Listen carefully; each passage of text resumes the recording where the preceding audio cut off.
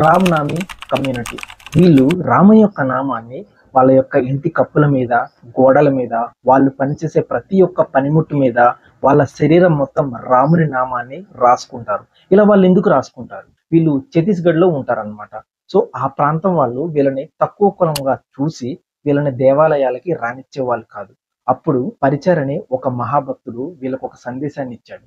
దేవుడి యొక్క దేవాలయానికి మనల్ని రానికపోతేనేమి, ఆయన నామమే మన దేవాలయం అని. ఈ ఉద్యమం 1819, 1910 మధ్యకాలంలో సంబంధించింది. వీళ్ళు ఇప్పటికీ ఛత్తీస్గఢ్ లోని జాంజ్గిరి, చంపా, బిలాల్పూర్, రాంపూర్ వాళ్ళు ధరించే ఈ కిరీటం రామ్ పగిడి యొక్క సిద్ధాంతాలు కుల వివక్షకు వ్యతిరేకం, ఆధ్యాత్మిక జీవనం, రామనామమే పరమ జీవితం, సమానత్వం.